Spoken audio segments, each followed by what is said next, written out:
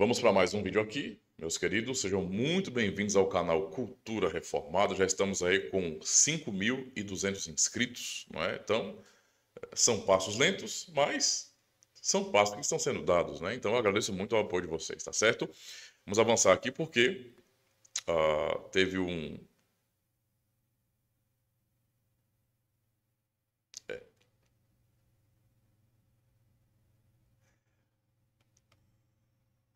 Mateus, eu vou chamar de Mateus, tá? Mateus. Ele comentou no vídeo que eu fiz aqui, né? Igreja Presbiteriana Renovada é calvinista, reformada. Minha opinião é óbvia, né? Não é uma opinião do nada, né? É baseado na história, não é, né? Negócio de reformado continuista, reformado avivado, isso aí é...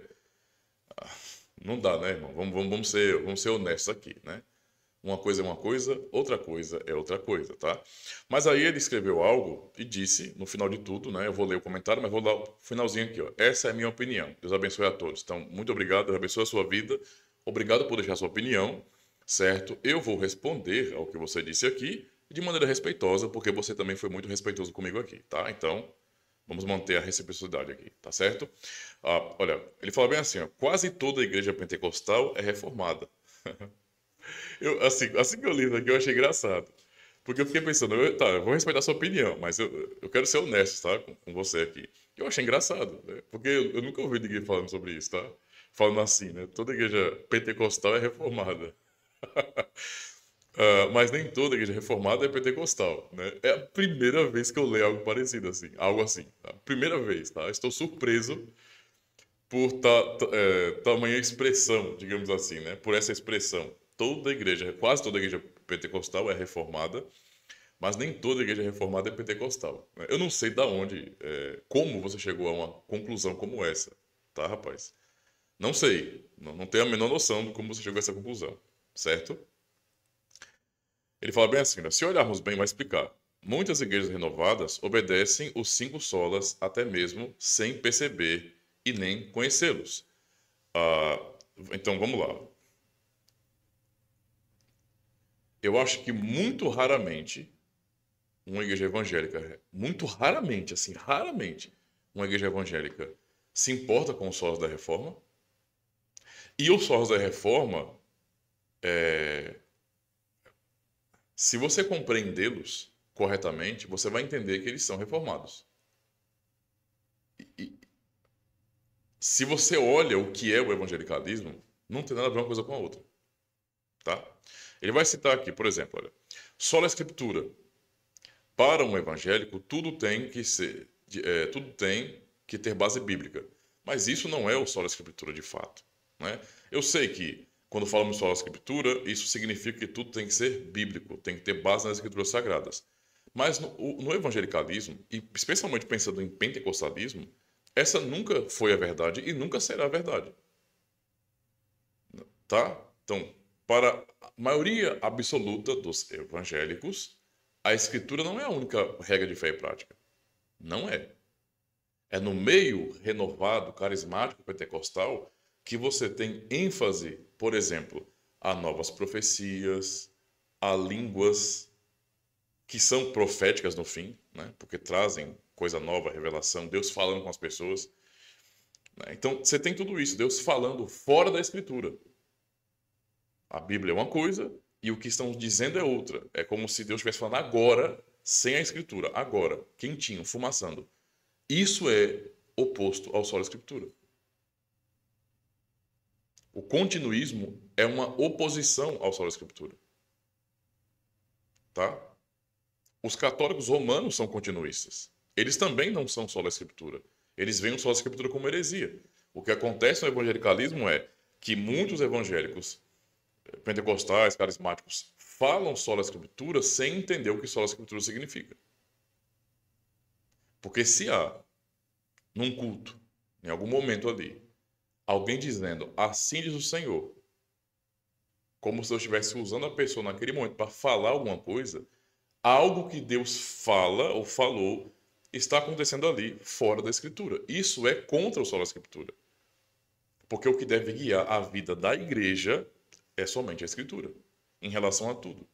Um outro exemplo de que não é assim como você está falando, para um evangélico tudo tem que ter base bíblica, só o culto, os tipos de culto que são prestados, né, que são realizados nas igrejas evangelicais, já é uma prova contrária disso, né? Por exemplo, ah,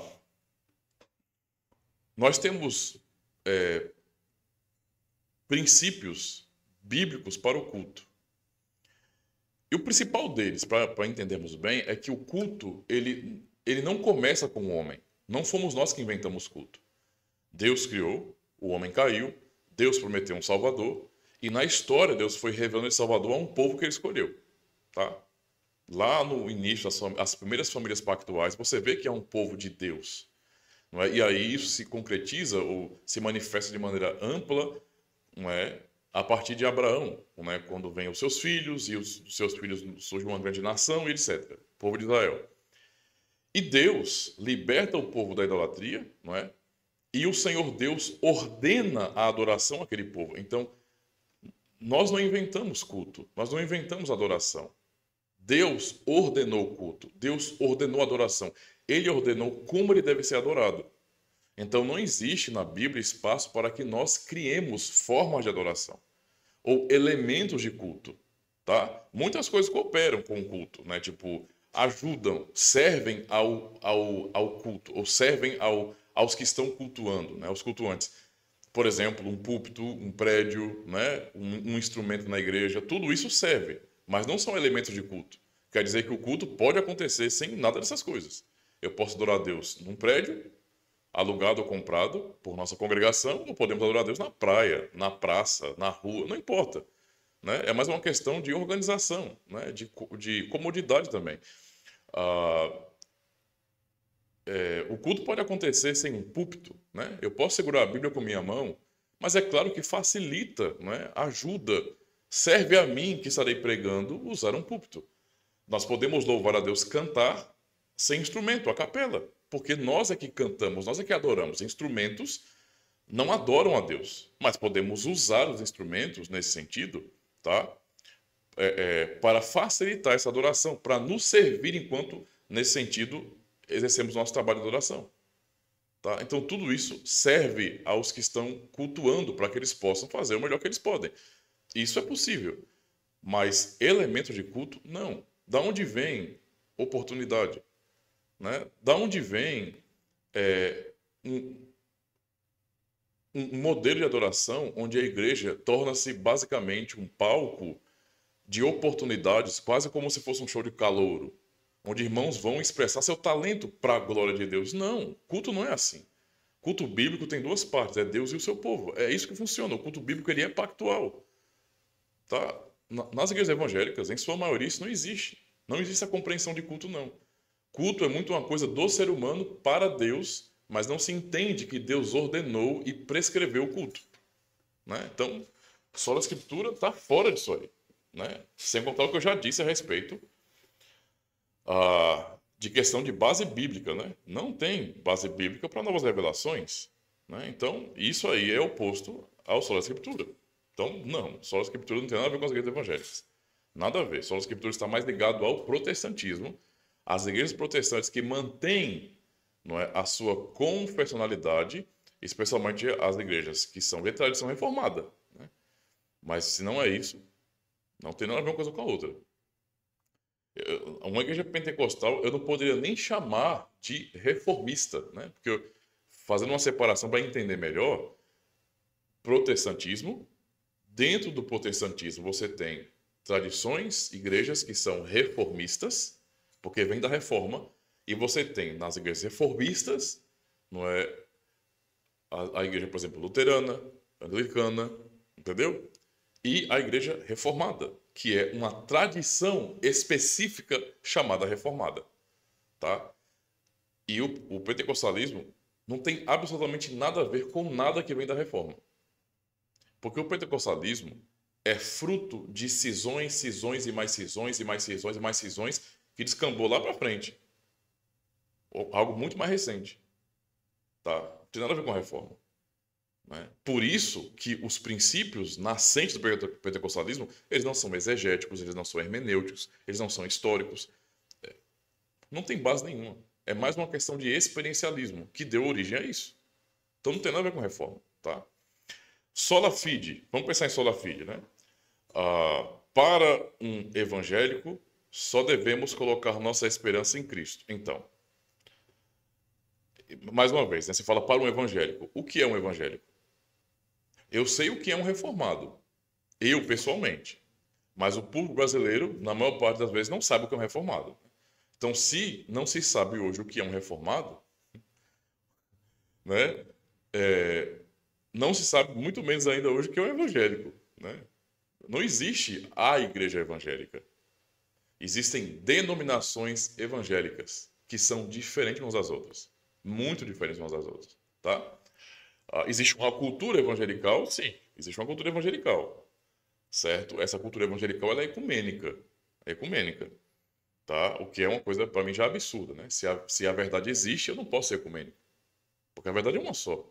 Então, se a verdade é uma só e nós confessamos a verdade, a denominação vizinha não tem a verdade, de jeito nenhum.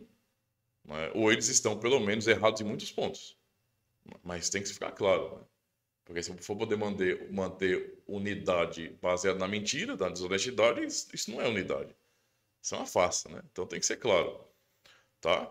Ou eu estou certo e eles estão errados, ou eles estão errados e eu estou certo. Não, estou brincando. Ou eles estão certos e eu estou errado. É assim. É assim. Entendeu? Sola fide, né? Quando o princípio de sola fide da reforma, né? Somente a fé, o pressuposto, o entendimento de somente a fé é que a fé, ela é um dom de Deus. Somente a fé em Cristo, e essa fé em Cristo é um dom de Deus.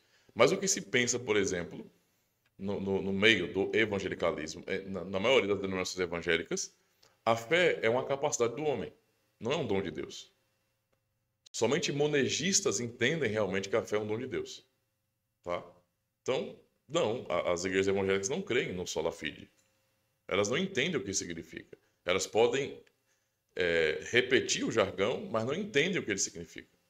Tá? O terceiro, solos Christus. Certo? Para um evangélico, somente Jesus é o mediador entre Deus e os homens. Inclusive, eu preguei sobre isso recentemente. Vou deixar até o link aqui da pregação que eu fiz sobre isso. Tá? Porque, por exemplo,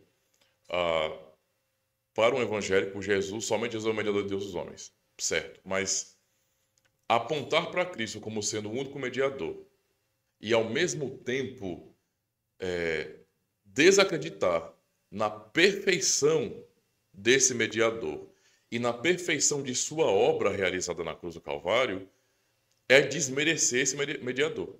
É não receber o mediador, Cristo, que a Bíblia revela. Tá? Então, somente Cristo? Será que os evangélicos, na sua maioria, pensam nisso realmente? Porque, por exemplo, se você fala somente Cristo, certo? Mas eu necessito, tanto pensando em somente a fé como somente Cristo, eu necessito, por exemplo, que somente a fé em Cristo, né? É Cristo e o meu esforço. Existe um processo de sinergia. Cristo é o Salvador dado por Deus, ele é o único mediador. Mas eu tenho que fazer a minha parte. A minha parte, primeiro, é crer, e eu trato a fé como sendo um ato do ser humano, e não um dom de Deus, um dom da graça de Deus, não é? Então, é o ato meu, eu tenho que crer, então é um ato meu, não é? E eu tenho que fazer esforços por ele, para que então, não é, de fato, eu seja salvo, né? Então, esse solos Cristo aí é um pouco esculhambado, né? Vamos analisar bem. Cristo é o único mediador, mas no fim, vamos para a prática. Pastores têm sido mediadores para as pessoas, no meio pentecostal especialmente, né? A oração forte, é como se a oração do pastor fosse mais forte, da irmã do coque, tá? A dependência de uma igreja, muitas vezes. Então, o evangelicalismo criou outros mediadores, ainda que eles não chamem de mediadores, tá? Então, só o fato de alguém dizer bem assim, Cristo morreu por pessoas que no final de tudo podem ir para o inferno, e podem ir para o inferno porque elas mesmas não mantêm a salvação que foi dada a elas, porque elas não estão crendo de verdade ou vivendo pela fé de verdade. Isso é uma prova cabal contra os solos Cristos. de que, por mais que se confesse que ele é o único mediador, aqueles que confessam não creem na suficiência de sua mediação. Não creem na obra que esse mediador realizou, tá? Que tem valor eterno e que não pode ser mudado. Porque estão esculhambando o que ele fez. Se pessoas por quem ele morreu vão para o inferno, então o que ele fez não é muita coisa não. Tá? Não é grande coisa não. E fala, sola gratia, para um evangélico, somente a graça de Deus dada por Cristo pode te salvar, e não obras. Na prática é realmente assim.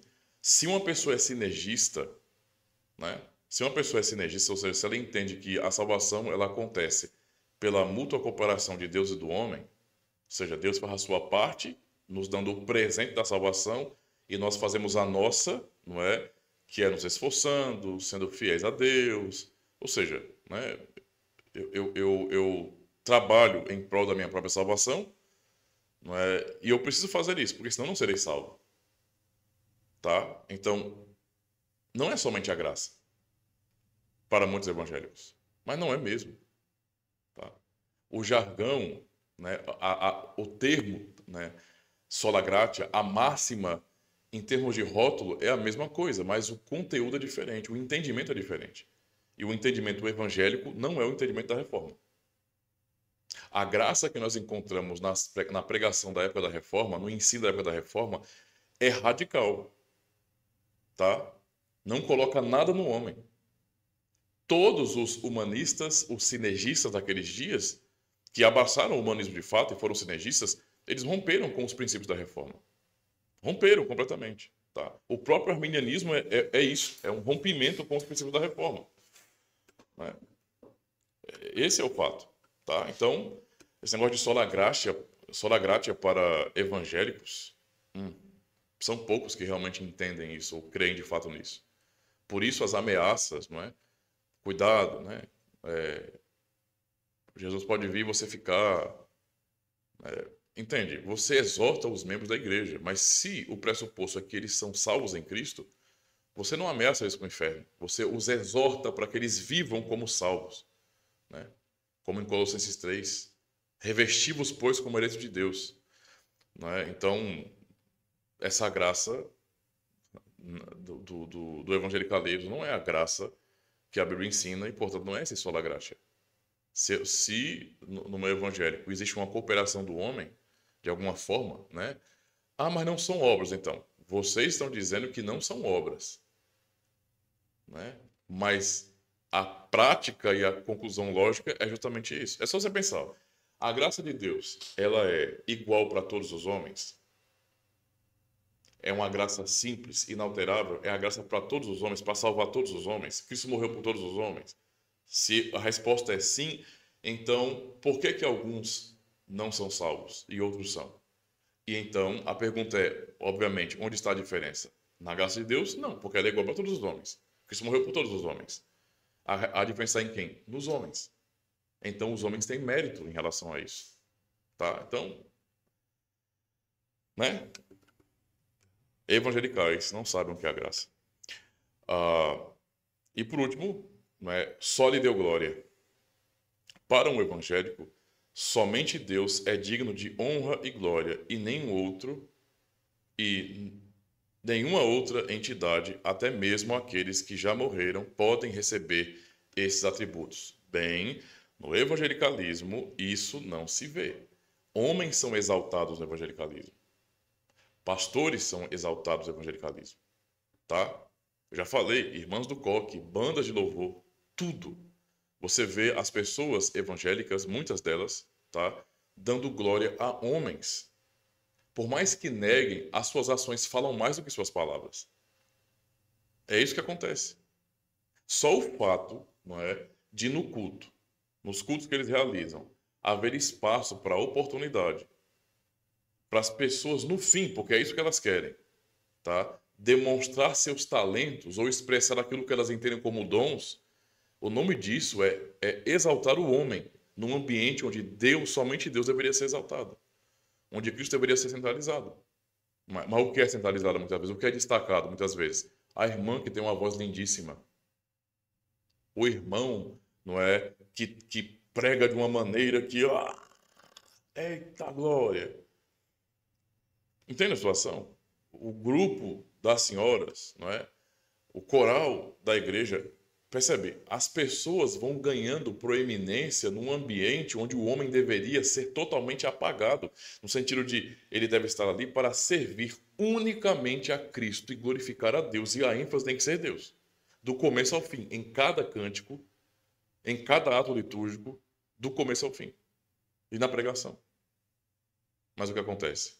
Pessoas se exaltam, ao invés de pregarem a palavra, muitas vezes ficam falando de si mesmos, dando o seu testemunho, não é?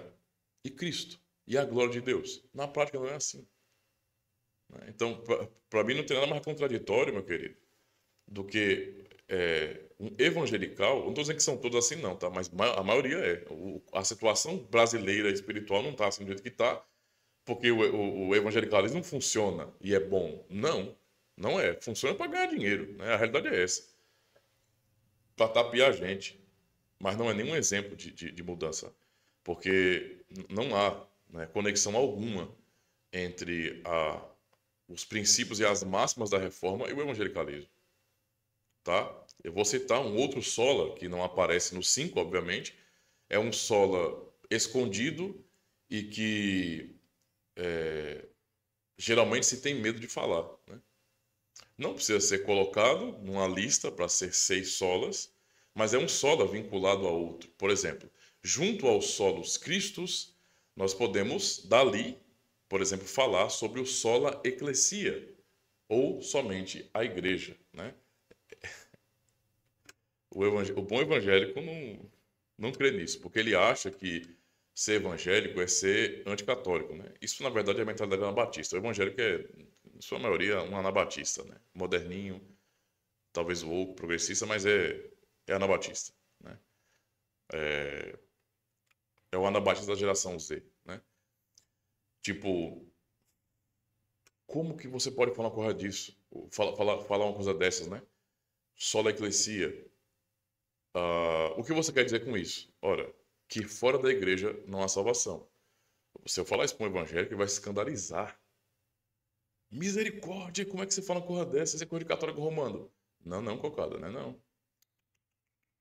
De jeito nenhum. Tem gente que rejeita essa expressão não porque estudou a reforma e os reformadores, mas porque assistiu o filme Lutero.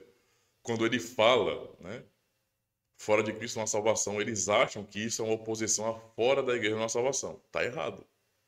Né? O que é dito no filme, por exemplo, pelo professor de teologia lá, é que fora da Santa Igreja Romana não há salvação. E Lutero, ele responde isso dizendo, não, fora de Cristo não há salvação. Tá? Então, uma coisa é uma coisa, outra coisa é outra coisa. O fato é, não há salvação fora da igreja. Tá? Ora, mas o que isso significa na prática, pastor? Simples. É simples.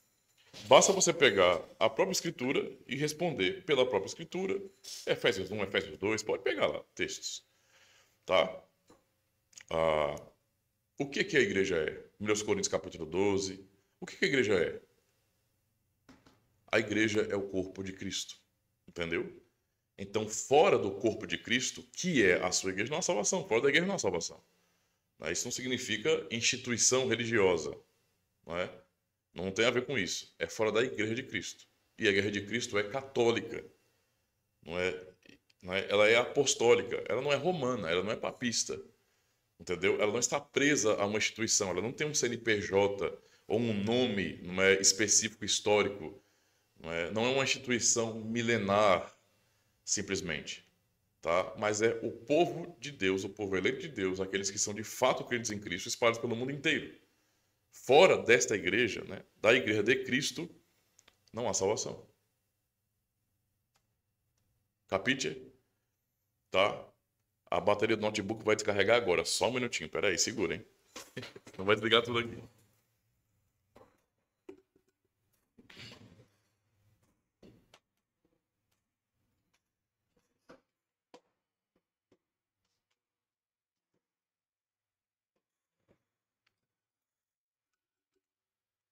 Pronto. Tirei a luz vermelha de fundo. Vou arrumar um T. Vamos continuar então. Então, como mais o senhor pode me falar que isso não tem nada a ver com o evangelho, com as igrejas evangélicas? É simples, não é? Quantas igrejas evangélicas você conhece que tem, não é, como símbolos de fé e expressões oficiais da fé, como doutrina, documentos confessionais como credos, catecismos e confissão de fé? Quantas igrejas você conhece que são assim? Pois é, né? Você sabe a resposta. A maioria das igrejas evangélicas absoluta não tem confessionalidade nenhuma. Eu digo confessionalidade histórica. Confessionalidade todas têm. Eu digo assim, não tem confessionalidade histórica. Por exemplo, quantas igrejas você conhece que subscreve como expressão fiel, não é? Como resumo da fé fiel, os 3 credos ecumênicos? Ou a forma da Calcedônia, por exemplo? Se você for perguntar, o evangélico vai dizer: isso é coisa de católico, negócio de crer em Deus Pai Todo-Poderoso.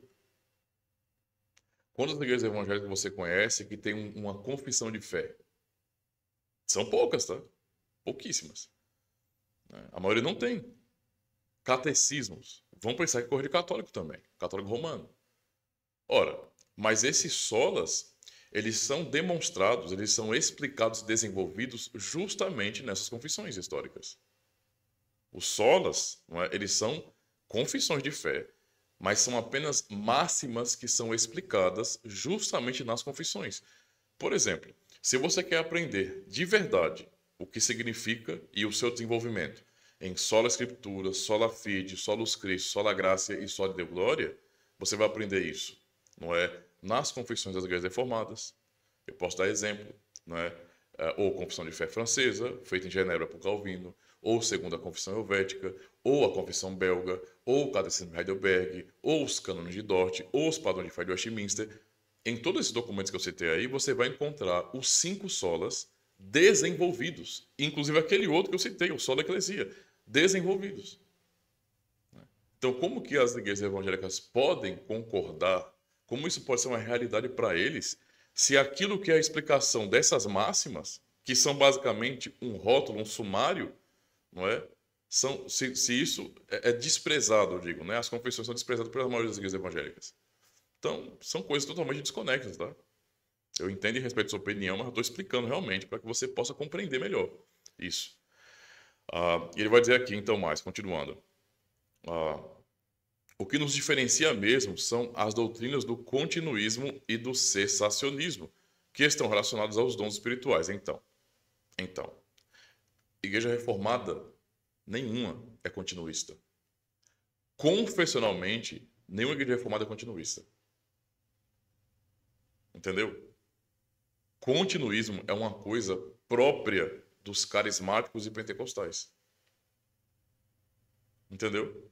E se qualquer outro grupo, canal, sei lá, igreja, esteja reivindicando algum tipo de continuismo, não é? Isso está desconectado da confessionalidade reformada. É algum grupo que está dando ênfase a algum testemunho histórico, tá?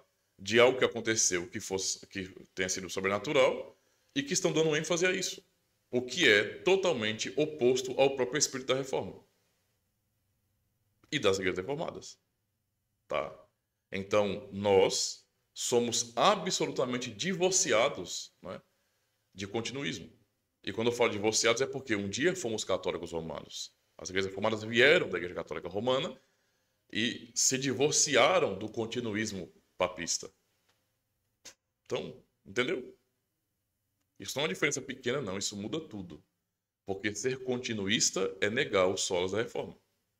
Na prática é isso. Tá? Então, ele fala assim, calvinismo, nem toda igreja histórica que surgiu no período da reforma tem o calvinismo como pilar.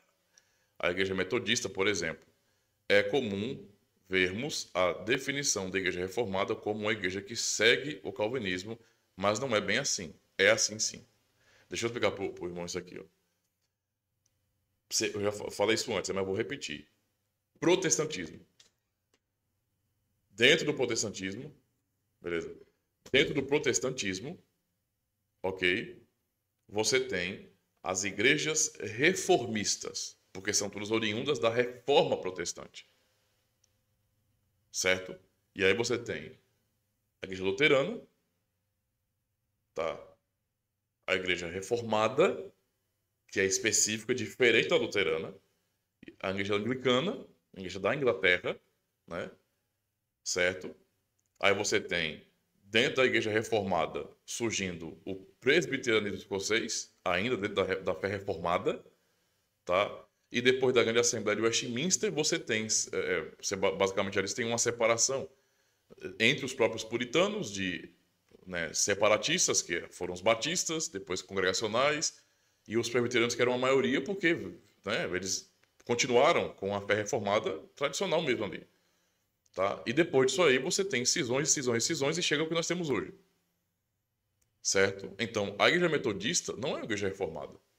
Ela não é uma igreja da reforma protestante. Tá? É uma igreja, né, como posso dizer assim, evangelical ou evangélica, como tantas outras. Né? Ela é antiga, como as igrejas batistas são, né? Em termos de história mesmo. Certo? Mas não são igrejas que podemos chamar até de protestantes de verdade, porque surgiram no contexto pós-protestantismo, pós-reforma.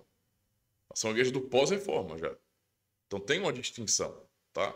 Então, protestantismo, né, e igrejas da reforma são uma coisa. Você sabe identificar historicamente quando começou o movimento. E depois, quando você analisa, você tem uma pós-reforma. Né? Ou seja, você já tem um rompimento com aqueles princípios originais. Tá? E você tem, então, o surgimento de muitas outras denominações.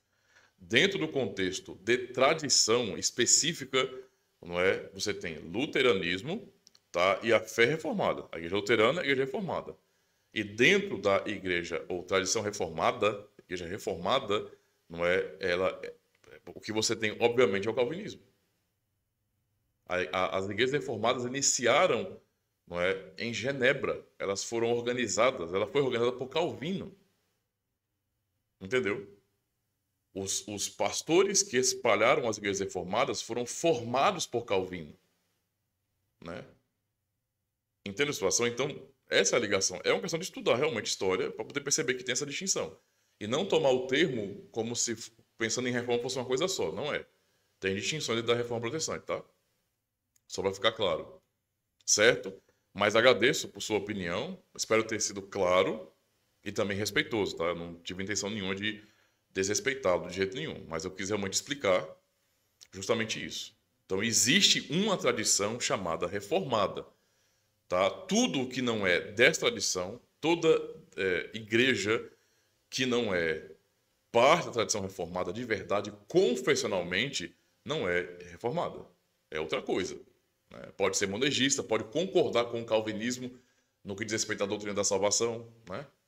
E hoje se fala muito em 5 pontos do calvinismo, pode concordar. Então é monergista, mas monergista, né, de forma calvinista, digamos assim.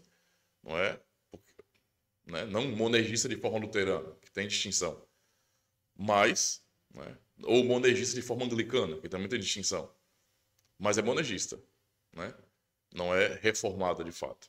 Existe uma distinção. Tá? Então, se você perguntar, então, tem como traçar a linha histórica desde o começo da reformada? Tem. Perfeitamente, tem. Tá? Isso aí é muito claro. Tá? É só realmente dar esses pontos históricos aí. Certo? Espero ter sido claro. Né, mais um vídeo longo aí para vocês. Muito obrigado pela paciência. Deus abençoe. Valeu mais uma vez pelo comentário e por deixar sua opinião também. Tá bom? Respeito sua opinião, mas quis explicar algumas coisas aqui. Deus abençoe os demais irmãos. Até o próximo vídeo, então.